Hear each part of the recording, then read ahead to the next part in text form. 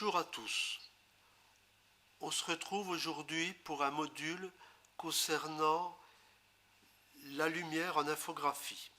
Donc toujours sur le logiciel GIMP. Alors je vais charger une photo pour pouvoir travailler.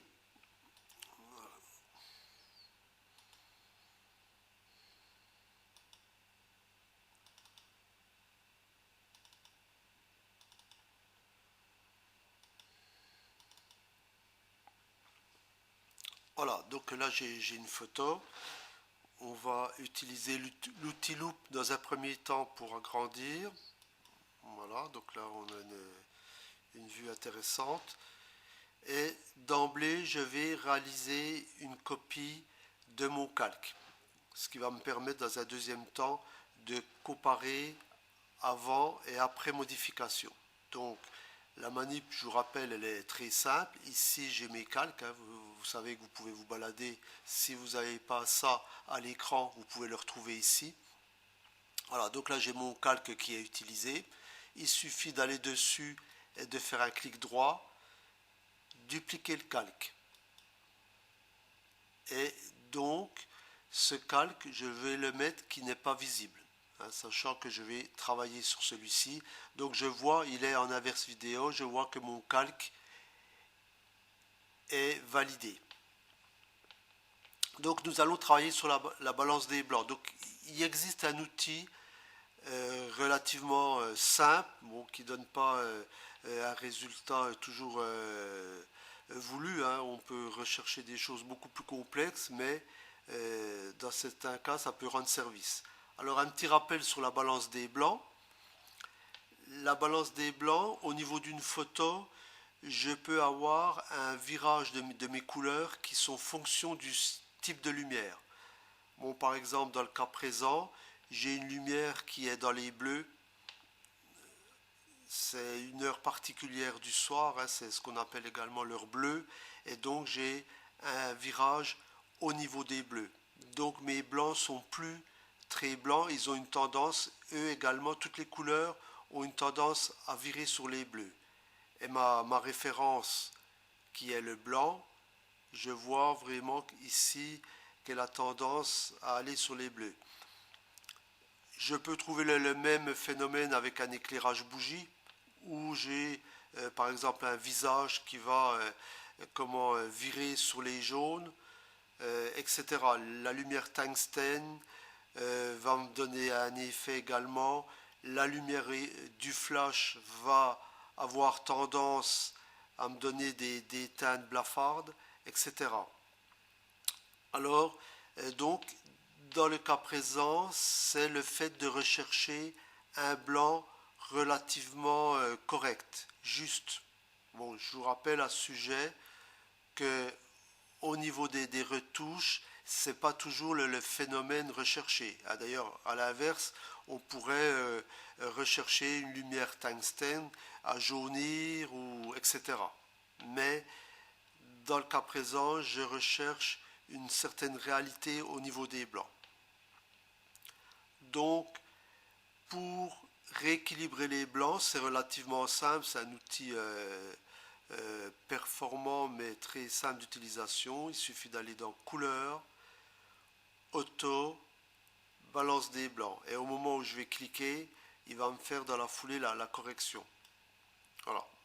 Donc je vous rappelle que vous avez toujours la possibilité de corriger et de revenir en arrière par un CTRL Z si ça ne correspond pas à ce qui est recherché au niveau des modifications. Je vais pouvoir comparer mon travail avant modification et après modification. Bon, ici je vais décocher, je recoche, ça c'est mon ancien calque. Donc sans modification des blancs, avec modification des blancs. Voilà. Sans, avec. Donc on voit où on a un blanc beaucoup plus pur, beaucoup plus réel, sachant que toutes les couleurs sont impactées par ça. Donc toutes les couleurs sont rééquilibrées. La balance des blancs travaille sur l'image complète. On va passer sur un autre exemple.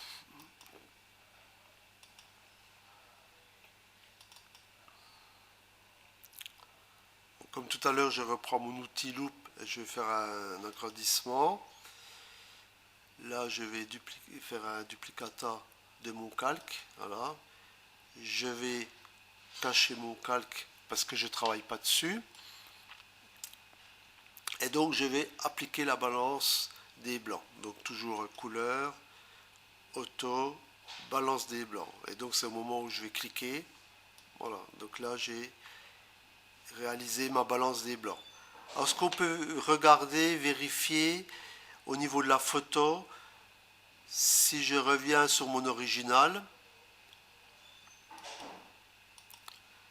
j'ai vraiment un voile bleu qui est relativement gênant sur ce type de photo. Je vois au niveau du feuillage vert, je vois bien ce voile bleu. Dans les blancs, j'ai ce voile bleu, etc.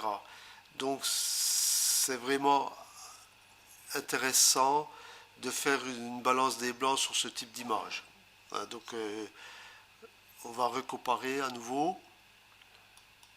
Voilà, après une balance des blancs, sans la balance des blancs. Voilà, donc vous remarquerez que c'est quand même, dans ce cas-là, relativement efficace. Bon, ça va dépendre du type d'effet recherché, du type de photo. Dans ce cas-là, il est évident qu'on est beaucoup plus près de la réalité. Dans les outils simples, performants et efficaces, nous allons voir un deuxième outil, l'outil égaliseur. Donc par rapport à la balance des blancs, c'est un petit peu la même chose, sauf qu'on va travailler sur les trois composantes rouge, vert, bleu, ce qui va nous amener à un effet encore plus accentué.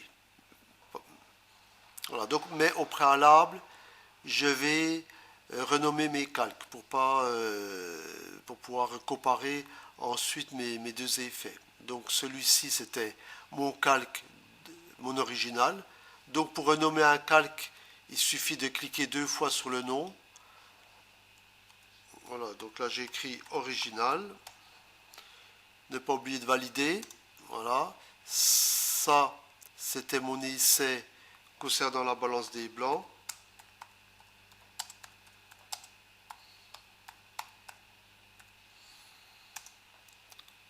Voilà. Et donc là, je crée mon troisième calque. Donc là, vous connaissez la manip.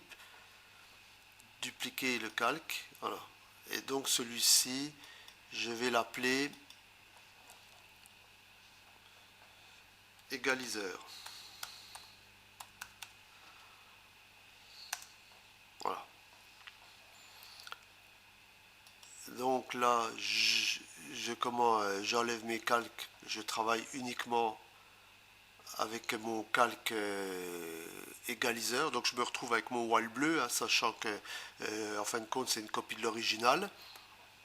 Et donc de la même manière, couleur, auto, et donc vous l'avez juste au-dessus. Amélioration automatique du contraste. Donc c'est la même manipulation que balance des blancs, il suffit de cliquer une fois dessus. Voilà. Donc là, on voit que l'effet est nettement plus accentué. Donc on va comparer. Ça c'est mon original. Ça c'est mon effet égaliseur. Ça c'est mon effet balance des blancs. Donc là on perçoit toujours, effectivement on est meilleur au niveau des blancs, mais on perçoit toujours un voile bleu.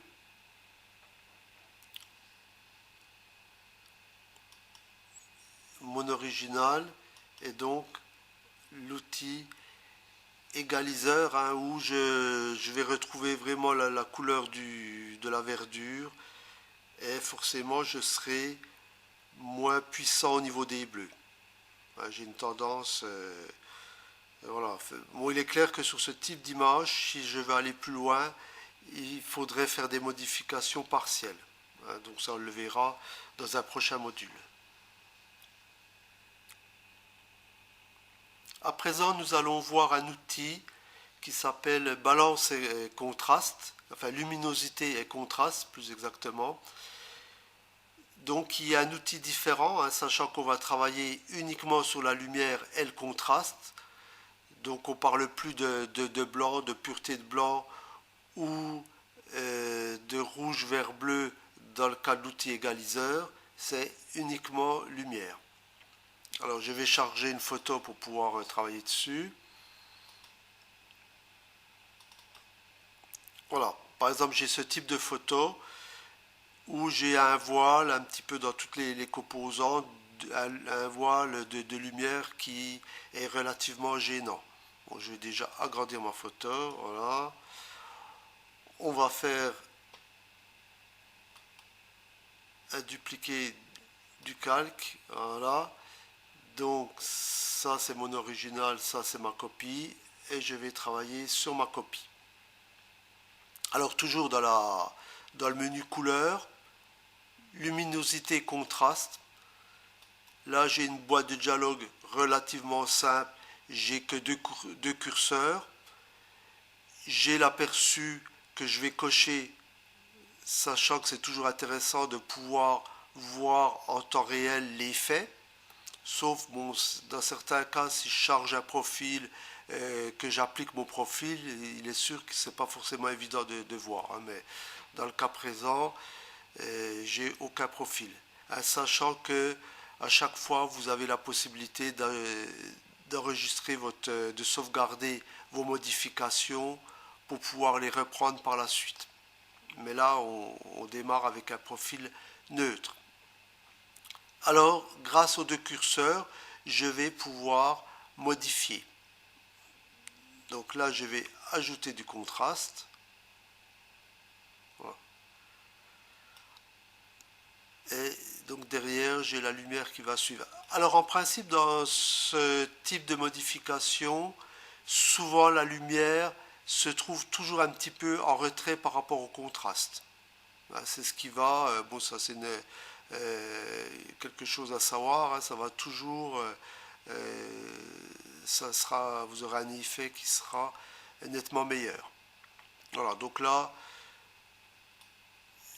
j'ai terminé ma modification. Et donc, à partir de là, je peux valider. Je vais vérifier avant et après modification. Ça, c'était avant. Et donc là, avec modification. Donc, j'ai affaire à une photo quand même plus intéressante, plus contrastée. Bon, maintenant, dans ce type de manipulation,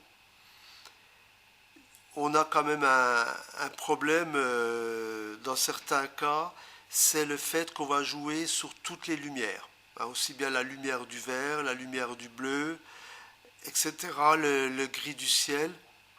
Et donc, souvent, au niveau d'un cliché, il peut être intéressant de retoucher sur une composante.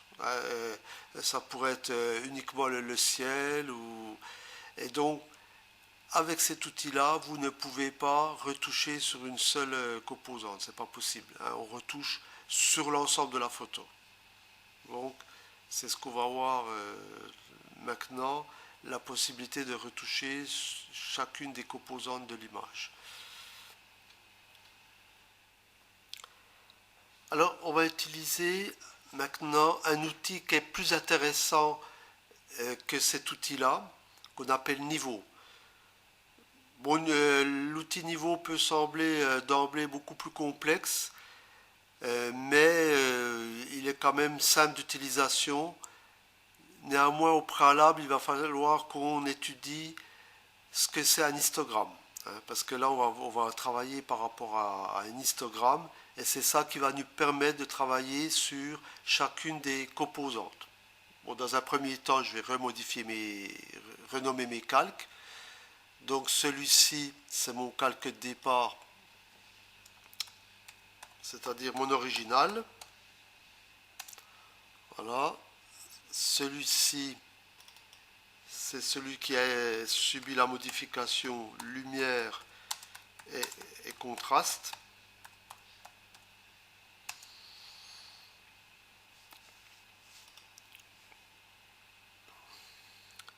Alors, qu'appelle-t-on histogramme?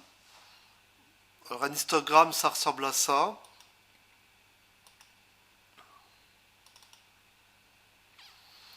Si vous avez un appareil photoréflexe, vous avez tous vu, dessus, on a ce dessin qu'on appelle histogramme. Donc sur un appareil photoréflexe, ça sera bien utile parce que ce dessin va vous permettre de voir en un clin d'œil si votre photo est relativement équilibrée au niveau des couleurs, lumière, etc. Et ça, c'est bien utile si par exemple vous vous trouvez en plein soleil. C'est pas évident avec l'écran de voir si ma photo est bonne ou si elle est surex ou sous-exposée, etc. L'histogramme est beaucoup plus facile à comprendre, à interpréter, même dans des cas d'éclairage mauvais. Maintenant, la difficulté, c'est qu'il faut vraiment savoir comment ça fonctionne. Donc nous, on va étudier l'histogramme dans l'utilisation du logiciel de retouche photo. Alors je vais charger par exemple un exemple. Voilà. Ça correspond à un rectangle blanc. Et je vais regarder mon histogramme qui correspond à ce rectangle blanc. Ça serait une photo en fait complètement brûlée à 100%.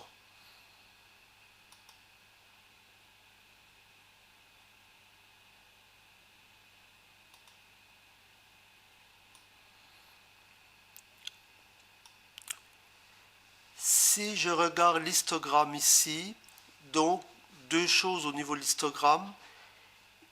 Ici, ce sont mes nuances de l'ensemble de la photo. C'est-à-dire, je ne fais pas le distinguo du rouge vers bleu, c'est tout simplement ma photo correspond à quelque chose de tout noir et ici elle correspond à quelque chose de tout blanc. C'est l'échelle du noir au blanc. Et ici, c'est ma quantité de pixels. À plus je monte, à plus j'ai de pixels. Là, au niveau de ma photo, j'ai un cliché complètement blanc.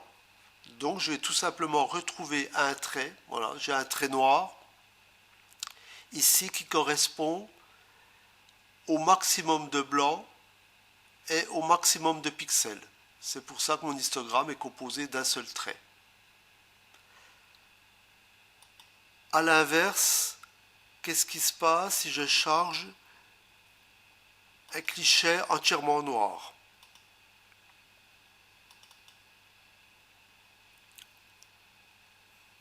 Même manipulation. Je vais aller voir mon histogramme correspondant. Et là, je n'ai plus de trait blanc. J'ai un trait noir qui correspond à l'extrémité du noir. Parce que là, je suis dans un noir intense. Hein, avec le maximum de pixels. Ça veut dire maximum de pixels, ça veut dire que ma photo est composée à 100% de pixels noirs. De la même manière, si j'ouvre un histogramme gris, un cliché entièrement gris, donc là j'ai un gris neutre qui se trouve à peu près à mi-chemin entre le blanc et le noir. Donc je vais regarder à nouveau ce qui se passe. Donc là j'ai mon histogramme et là j'ai mon gris qui est composé d'une seule valeur de gris, 100% de l'image, 100% des pixels, et je me situe bien au milieu du noir et du blanc. Le milieu étant ici. Si je continue et j'ouvre un histogramme composé du noir, du gris et du blanc. Et donc là, de la même manière, je vais pouvoir aller regarder mon histogramme. Donc là, je retrouve bien une composante grise qui se situe au milieu. Je retrouve ma composante noire avec pratiquement 100% des pixels, et idem pour la composante blanche. Donc ça me permet vraiment de comprendre comment ça fonctionne au niveau de la répartition des nuances.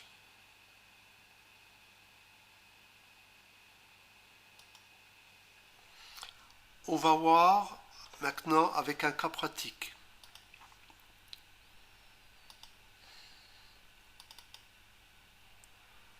Là, je viens de charger une image relativement noire du fait qu'elle est sous-exposée, pas assez de lumière. Tout a tendance à virer dans des composantes foncées. Alors, on va ouvrir notre histogramme.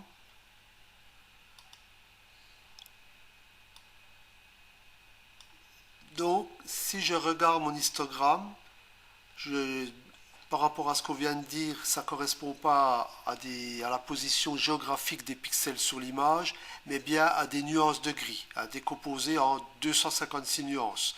Ici, le 0 correspond aux nuances de noir, et ici, d'ailleurs je le vois par le bandeau, ici ça correspond à 255 au maximum de nuances de blanc. Si je regarde l'équilibre de mon image, je peux constater en un coup d'œil que mon histogramme se situe ici beaucoup plus dans les noirs. Bon, effectivement, j'ai au niveau des couleurs moyennes, hein, ici, je retrouve pas mal de composantes. Par contre, j'ai absolument pas de composantes en blanc. À partir de là, je suis à zéro au niveau de tout ce qui peut être du blanc, hein, enfin jusqu'au blanc complet.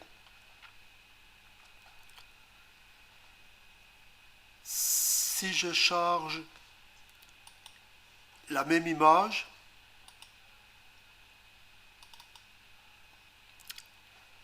ici à l'inverse, on voit que j'ai affaire à une image surexposée, trop de lumière. On dit également grillé. On voit vraiment qu'on est énormément sur les blancs. Et donc là, je vais vérifier à nouveau mon histogramme. Et là, vraiment, je vois que j'ai quasiment pas de nuances ici au niveau des noirs. Pratiquement, j'ai rien au niveau des noirs. Pas de nuances ici également dans les gris. Mon image est composée uniquement de nuances de couleurs dans ces extrémités-là, c'est-à-dire dans cette partie-là. Donc, sans même voir la photo, je sais que là, j'ai affaire à une photo qui pose un problème au niveau équilibre. Mon histogramme est vraiment m'indique une photo qui est mauvaise.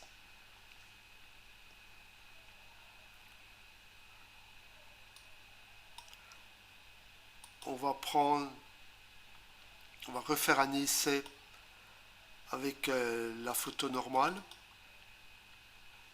Voilà, donc là j'ai une photo relativement équilibrée. Bon, il y a des petits, on peut dire qu'il y a quelques petits soucis quand même, mais néanmoins elle est pratiquement équilibrée. Elle n'est pas sous-ex ni sur-ex posée.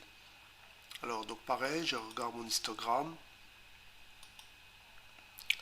Et donc là, je vois mon image qui est relativement équilibrée. J'ai bien toutes mes nuances. Hein. Je démarre avec des nuances de noir ici.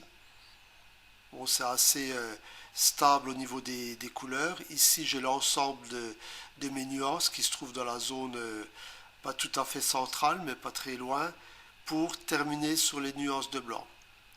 Donc j'ai bien une répartition de mes nuances du noir au blanc sur l'ensemble de l'histogramme. de 0 à 255.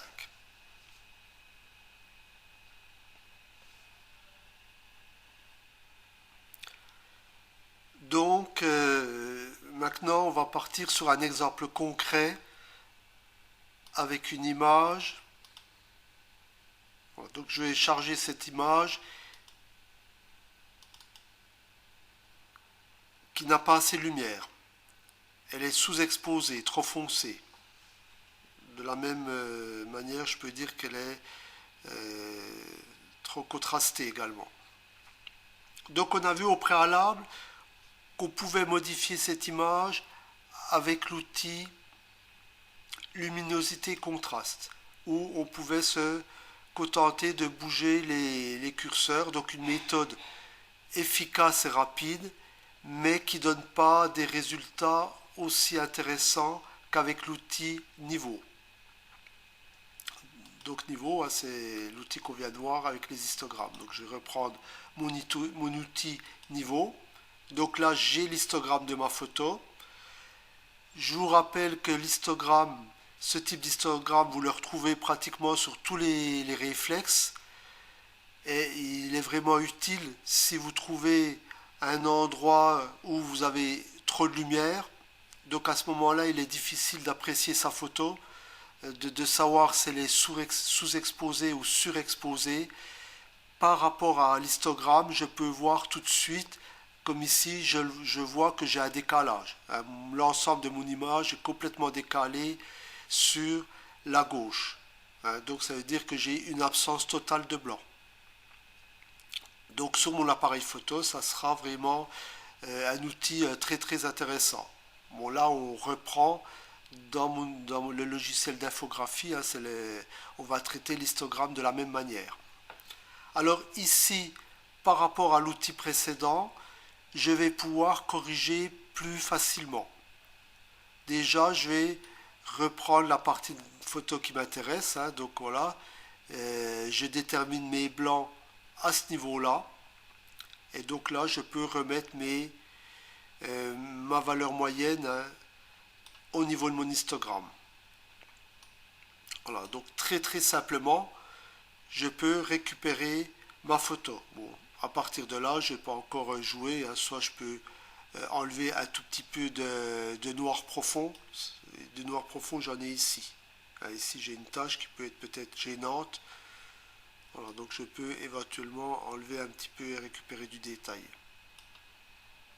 Et après, à chacun d'apprécier. Donc là, après, ça va dépendre de l'effet recherché au niveau des valeurs moyennes. Ici, je perds du détail. Voilà, et donc ici, je retrouve du détail. Donc, c'est nettement plus performant d'agir sur une partie de la photo que d'agir avec l'outil luminosité et contraste. Il est possible également d'agir sur une seule couleur. Par exemple, si je prends l'histogramme des bleus, ici je peux faire varier. Bon, en principe, c'est quand même moins intéressant parce que on a un autre outil qui est plus performant, c'est l'outil qu'on va voir maintenant pour faire ce genre de modification. Mais enfin, c'est quand même bon à savoir. Vous pouvez à partir de là charger l'histogramme correspondant aux trois nuances rouge, vert, bleu. Alors on va voir un outil qui s'appelle courbe. Donc toujours au niveau de l'histogramme, là on retrouve mon histogramme avec une absence de blanc. On voit que mon histogramme n'est pas centré. Il est un peu grisé, il est en fond. On voit qu'il n'est pas centré et qu'ici j'ai une absence de blanc. Au niveau de cet histogramme, c'est un petit peu différent dans le sens où on part du noir à ce point-là, on part du noir au blanc. Et idem dans ce sens-là pour arriver sur du blanc ici. Ce qui veut dire que si j'inverse ma courbe, voilà, j'inverse ma courbe, là j'aurai totalement du blanc. Et au niveau de, si j'inverse, j'ai une inverse vidéo, hein, enfin, au niveau de la lumière. Bon, je vais reprendre ma courbe normale. Et donc, de ce fait, je vais pouvoir agir sur une zone spécifique. Bon, là, l'exemple n'est pas très très bon parce que je pars sur une image où il serait plus intéressant de la corriger avec l'outil précédent, l'outil niveau, hein, qu'on vient de voir. Mais bon, néanmoins, je vais pouvoir, par exemple, faire une modification tout en conservant les blancs. Donc je peux pointer le long de ma zone, hein, je peux pointer des points, c'est à partir de là que je vais pouvoir déformer ma courbe.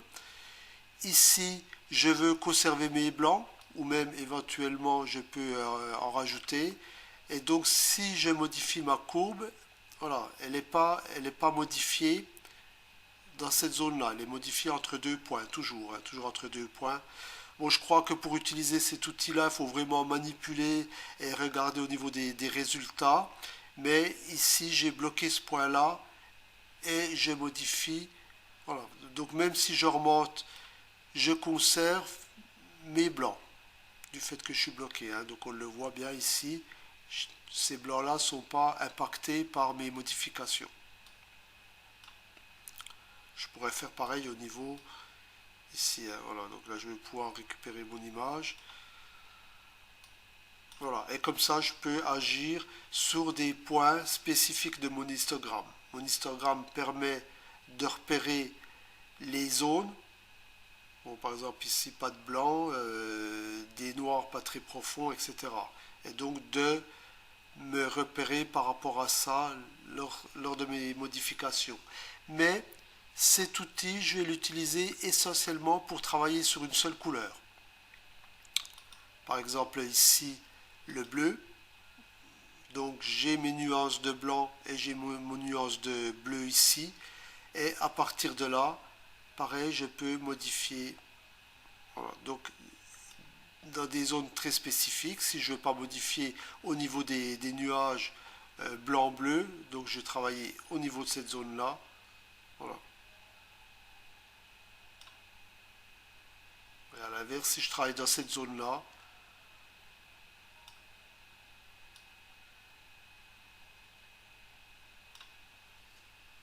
et comme ça, je vais pouvoir travailler sur mes trois composantes.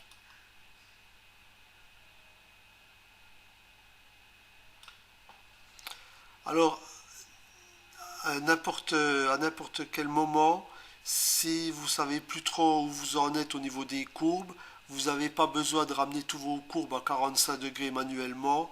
Vous pouvez réinitialiser l'outil ici. Voilà, donc là je retombe sur ma photo de départ. Au niveau de l'histogramme, il y a possibilité d'utiliser un histogramme logarithmique. Bon là, très franchement, je ne vois pas l'intérêt. Donc je ne sais pas si vous voyez, voilà, il est là. Donc bon, moi je suis toujours sur un histogramme classique, c'est-à-dire cet outil-là. C'est le même histogramme qu'on avait tout à l'heure. Donc à présent que vous avez compris comment fonctionne l'histogramme, on va partir sur un cas précis. Donc je reprends mon outil courbe. Voilà. Et donc, un cas pratique, je veux modifier ce vert, cette nuance de vert en fait. Donc cette nuance de vert, c'est un petit peu délicat pour la retrouver au niveau de mon histogramme. Alors c'est relativement simple, il suffit de prendre la pipette. Voilà, donc en fait, si je m'éloigne de mon histogramme, j'ai automatiquement la pipette. Je n'ai pas à me soucier de la connecter ou pas. Et donc là, je vais aller repérer le vert qui m'intéresse. Bon, là, je travaille finalement peut-être un peu avec sur une image qui est trop petite. Il serait plus intéressant de prendre la loupe. Enfin, peu importe. Voilà, donc je veux modifier ce vert-là. Et donc là, il me montre par rapport à mon histogramme où se trouve cette nuance-là. Donc si je fais une modification ici, je vais modifier cette nuance-là, mais je veux vraiment modifier le vert. Donc je vais reprendre la courbe verte, voilà, qui correspond au vert. Et si je fais une modification à ce niveau-là, tous les vers qui sont concernés par cette nuance-là vont être bien sûr modifiés. Donc par exemple, je vais pointer ma courbe. Je veux des vers qui sont plus tendance vers le noir, vers le foncé, je veux dire. Donc à ce moment-là, je vais pointer, hein, je vous rappelle ici, on est au niveau du foncé, du noir, et ici on est sur un blanc pur. Hein. Donc je vais prendre mon deuxième point de ce côté-là. Et à ce moment-là, je vais pouvoir modifier ma courbe à ce niveau-là. Voilà, donc là je fonce, voilà, et là j'éclaircis. Hein. Voilà, donc je peux vraiment, donc on voit, bon là je vais pas peaufiner, sachant que c'est uniquement pour voir le fonctionnement, mais je vois bien mon verre. Hein. Je peux même, ouais, donc si je vais, enfin là j'ai relâché ma courbe, voilà, donc je peux même aller très loin au niveau des verres. Si je ne suis pas satisfait, là j'ai encore des verres relativement foncés, donc je peux à ce niveau-là aller plus loin au niveau des verres foncés, et donc je peux, voilà, et donc là je vais vraiment retravailler ma courbe.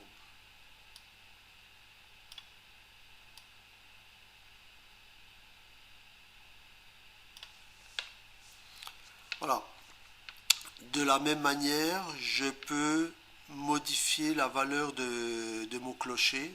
Bon, là, je vais du toit ici. Donc là, je vais quand même utiliser au préalable la loupe. Voilà. Je reprends mon outil courbe. Et donc, c'est une couleur qui se situe essentiellement dans les rouges. Donc je vais reprendre ma courbe rouge. Voilà. Je vais aller chercher ma nuance. Voilà, je clique l'endroit le plus propice. Hein. Bon, peut-être pas sur une arête qui serait plus foncée, mais par exemple sur cette partie-là. Voilà, donc là je viens de déterminer ma nuance. Elle se trouve au point 96. Hein. Je vous rappelle qu'on va de 0 à 255. Et donc là, je vais pointer relativement court parce que je veux que ma nuance soit uniquement concernée par ces valeurs-là. Et donc là, idem, je vais modifier. Ouais. Donc là, je peux dans un sens ou dans un autre modifier. Alors, sachant que je risque de... voilà, donc là, j'ai une nuance qui est formée également de rouge ici. Et donc, le fait de rajouter du rouge, je peux avoir ce problème-là. Hein. Donc dans ce cas-là, je vous rappelle que vous avez toujours la possibilité, bon là je réinitialise, et vous avez toujours la possibilité de, de prendre une sélection. Hein. Donc voilà, donc si je sélectionne ici, voilà, bon je sélectionne grossièrement, je reprends mon outil courbe, valeur de rouge, je vais sélectionner exactement la nuance qui m'intéresse, en fait quand je fais un repérage, et donc là à partir de là je vais pouvoir de la même manière modifier. Voilà. Donc là on voit bien que je ne modifie pas, le reste n'étant pas impacté par cette modification là du fait que j'ai fait une sélection. Hein. Je vous rappelle que dès l'instant que vous faites une sélection, ça veut dire qu'on va travailler uniquement sur cette sélection là. On ne peut plus travailler sur l'image. Hein. Donc si vous voulez retravailler sur l'image, à ce moment-là, bon, par exemple, je valide et il va falloir annuler ma sélection. Hein. Donc je vous rappelle que c'est CTRL A. Donc ça, c'est quand même très important de connaître le CTRL A parce que on peut être bloqué dans une sélection. Hein. Et CTRL- pour moins de loupe. Bon, ça, si vous l'avez oublié, c'est moins grave parce que vous l'avez dès l'instant que vous utilisez votre loupe, vous avez votre zoom avant ou zoom arrière qui apparaît là, hein. Donc je peux le faire à la souris. Mais comme je suis amené souvent à refénétrer, il peut être intéressant de connaître ce contrôle. Voilà, donc en ce qui concerne l'outil courbe, donc un outil relativement puissant. Bon, simplement, je reviens également sur les histogrammes, hein, en dernier, hein, pour vous rappeler quand même. Là, on va charger une photo. Euh, voilà, par exemple, ce type de photo. Voilà, donc cette photo, si je regarde mon histogramme, à ce niveau-là, donc ici, si vous demandez à quelqu'un qu'est-ce qu'il pense de cet histogramme-là, il va vous dire qu'il est très mauvais. Hein, effectivement, on n'a pas du tout de nuance de blanc. Enfin, si, ici à l'extrémité, j'ai une toute petite tache qui est à peine perceptible, hein, où j'ai quelques nuances de blanc profond. Hein, effectivement, cette tache-là correspond à cette partie-là. Hein. On voit, j'ai un blanc qui est relativement profond dans cette partie-là. Hein. Mais néanmoins, mon image se trouve uniquement dans cette zone-là. Mais sachant, on peut considérer que cette photo est relativement bonne. Hein. Vous avez un histogramme qui est au premier abord qui est mauvais, mais il y a une volonté artistique de représenter cette photo de cette manière-là. Donc là, vous n'avez pas le choix. Hein, même si j'utilise l'outil courbe et que je fais des modifications, je ne vais pas récupérer de blanc, hein, sachant que mon image, de toute manière, c'est un sujet principal sur un fond entièrement noir, donc mon image est composée environ à plus de 80% en tout cas de noir. Donc ces noirs ne sont pas récupérables ou quel cas ça risque de gâcher l'image. Hein, donc cette photo est bonne malgré l'histogramme. Hein, ce qui revient à dire que l'histogramme est quelque chose qui va permettre d'apprécier les valeurs au niveau des nuances de la photo, mais à aucun cas ça va pas être un outil pour nous donner des indications sur une photo si elle est bonne ou mauvaise. Hein, donc il faut vraiment le voir comme un outil, hein, mais pas pour juger de la photo. Hein.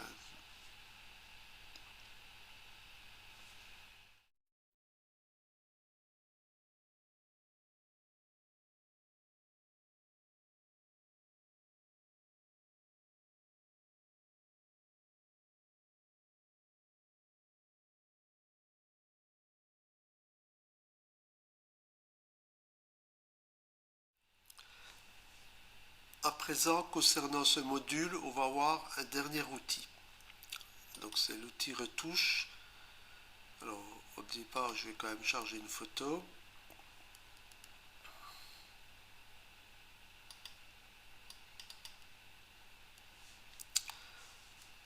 Donc j'ai une photo, mais je veux retoucher uniquement une partie de la photo.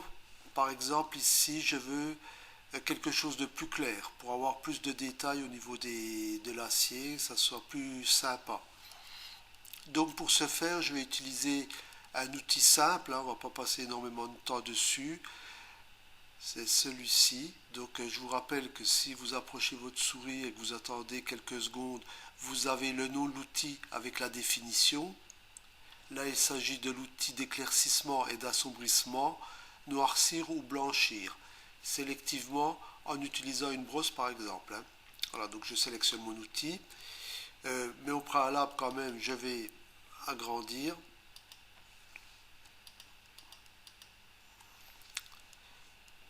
Je resélectionne mon outil.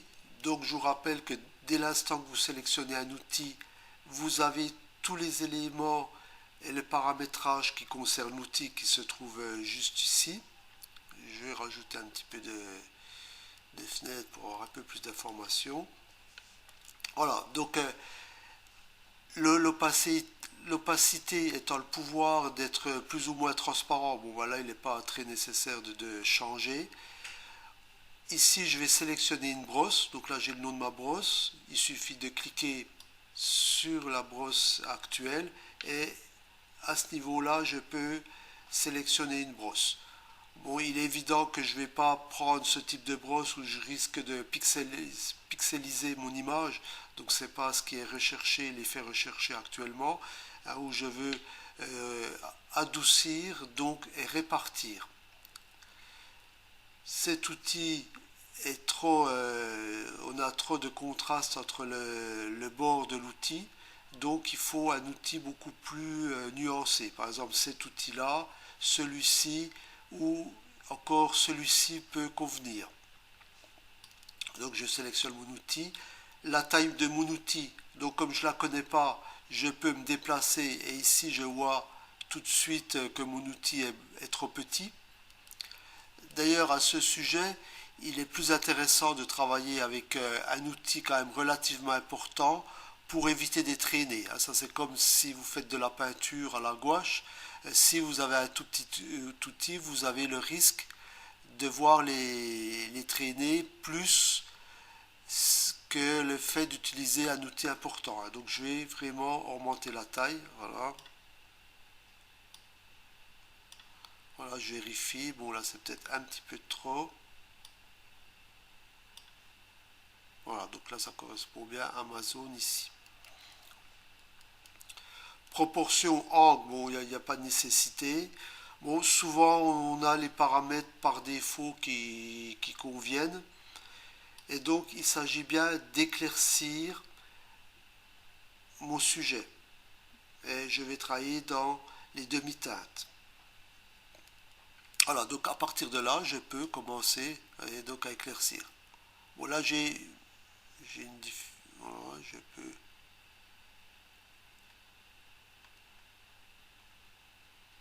Voilà, donc j'ai fait une première passe.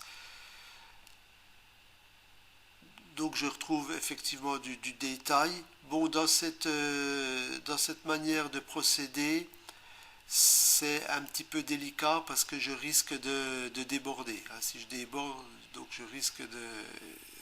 Voilà. Donc il est quand même plus intéressant de faire quand même au préalable une sélection quand j'utilise ce type d'outil, en tout cas. Alors là, je vais annuler mon travail par un CTRL Z. Voilà, j'ai deux CTRL Z. Si vous voulez, le CTRL Z annule le travail qui correspond à un clic de souris. Si mon clic de souris, je reste appuyé et que je fais tout le trajet, vu que j'ai pas relâché ma souris, ça correspond à une seule étape. Je peux également voir mes étapes à ce niveau-là. Ici, si je me balade, non, c'est dans l'autre sens. Voilà, donc là j'ai toutes mes étapes, donc je peux également les annuler depuis ici. Il suffit de cliquer dessus et les supprimer. Bon, moi j'utilise souvent le CTRL Z parce que je trouve ça beaucoup plus performant, rapide. Alors donc une sélection, moi je pourrais utiliser l'outil ellipse. Je sélectionne suivant une ellipse. Donc si je fais ça, voilà ce qui va se passer. Par contre, je risque d'avoir un problème.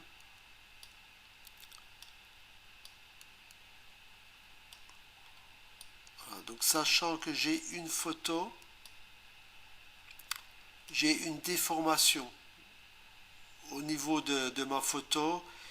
Ma partie qui est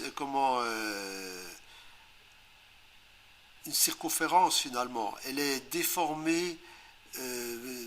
C'est pas très régulier. J'ai plus de déformation dans cette partie-là que dans cette partie-là, et je pourrais très difficilement la faire rentrer dans une ellipse. Ici, vous voyez, je suis bien ici, ici, je peux écarter, mais si je fais ça, je suis pas bien ici, etc. Donc, dans ce cas-là, l'outil ellipse n'est pas approprié pour ce genre de manipulation. Donc, j'annule ma sélection. Je vous rappelle que c'est CTRL A pour reprendre mon outil, par exemple, main levée. Une sélection à main levée. Et donc là, bon, je vais le faire assez rapidement, mais je pourrais, comme ceci, même faire le... Voilà. le tour des engrenages. Bon, je fais ça très grossièrement.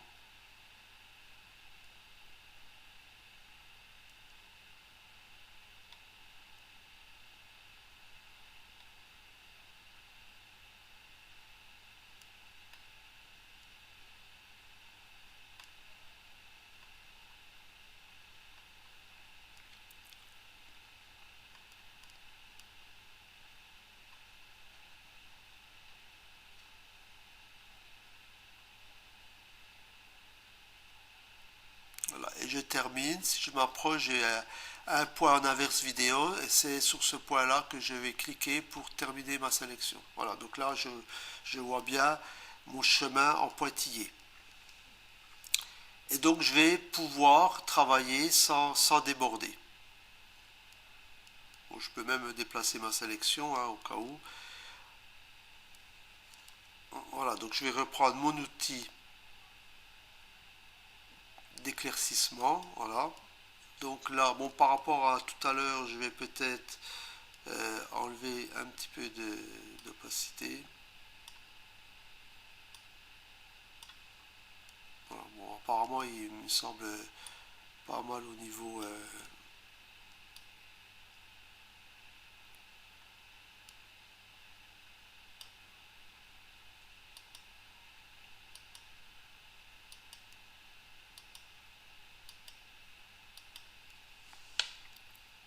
Et c'est de zone là que je vais également retoucher.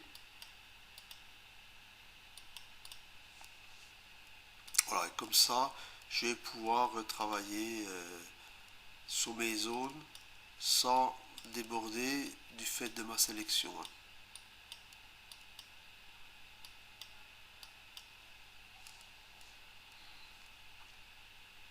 Alors souvent quand on a une sélection comme ça, on voit pas trop au niveau des bords ce que ça donne.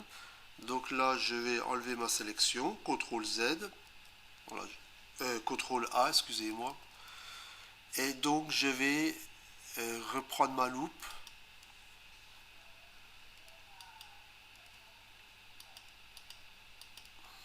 Voilà. Et donc j'ai éclairci cette partie-là uniquement. Bon, j'ai un travail qui est, même s'il n'était pas très fignolé, un peu rapide, bon, je vois que j'ai encore un petit peu de défaut dans cette zone-là, mais quand même, j'ai un travail qui est relativement efficace.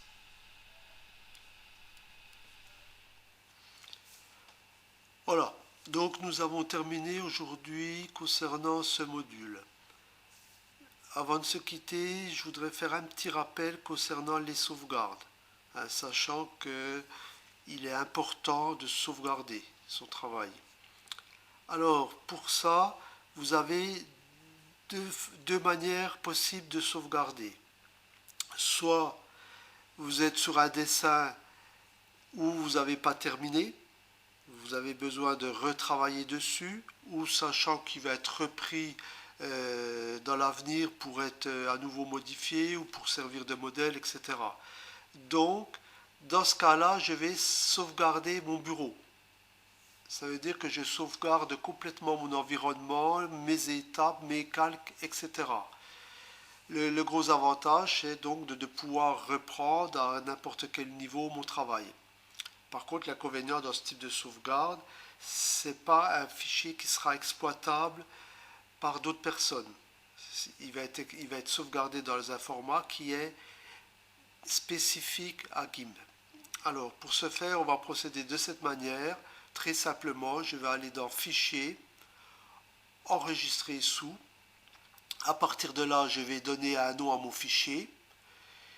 Vous remarquerez qu'il a l'extension XCF, donc ça il ne faut pas l'effacer ou l'enlever, c'est l'extension qui permet de savoir qu'on est sur un fichier de type bureau hein, qui sauvegarde complètement l'environnement. Et je peux également me balader dans mes dossiers. Hein, ici vous avez vos dossiers, donc on retrouve l'arborescence classique de Windows et je peux également redescendre à ce niveau-là. Hein, il suffit d'appuyer, voilà, donc je redescends et à partir de là, je peux éventuellement remonter dans mes dossiers. il suffit donc de faire enregistrer.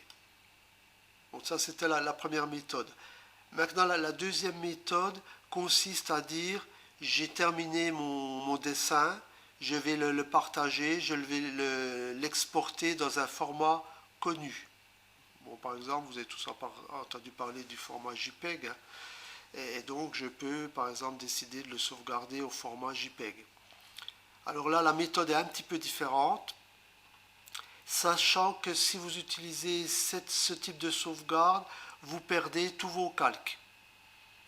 Donc ça veut dire que en fait vous n'allez pas retravailler sur ce fichier. C'est terminé, je le sauvegarde et je le partage. Alors pour ça, il suffit d'aller dans Fichier, Exporter. Donc là, je retrouve le même principe, hein, toujours de comment d'arborescence. Hein, ici et là, donc mon arborescence Windows. À partir de là, je peux lui mettre un nom. Et soit vous connaissez le type d'exportation, par exemple, souvent on entend parler de JPEG, donc si je le sauvegarde en JPEG, il suffit de mettre JPG ici. Et lui va choisir d'emblée le module correspondant. Voilà, JPG. Et donc je mets ici exporter. Sachant que si vous êtes sur un fichier qui est trop gros et que vous avez besoin de le réduire pour l'envoyer par mail par exemple, il est possible de le réduire à ce niveau-là. Hein, donc il est évident que à plus je vais descendre, à plus je vais perdre en qualité. En principe, il vaut mieux éviter de descendre en dessous de la barre de 50-60%. Mais ça, tout dépend de ce que vous voulez faire avec par la suite. Donc je règle mon curseur. Si je veux aucune perte, à ce moment-là, je vais me mettre tout simplement à 100% et il suffit de faire exporter. Alors dans cette même méthode, vous ne connaissez pas le nom, le JPEG, vous ne connaissez pas l'extension, donc vous pouvez aller à ce niveau-là. Et ici, vous avez toutes les possibilités d'extension supportées par GIMP. Donc là, je vais chercher dans la liste hein, mon extension, je la retrouve ici, hein, JPEG, voilà. Et donc, je peux faire exporter. Bon, là, il a vu que j'ai déjà au préalable fait une sauvegarde, donc il me propose de remplacer le fichier. Donc, remplacer. Voilà. Une manip, donc, bon, qu'il est important de maîtriser, hein, dans tous les cas.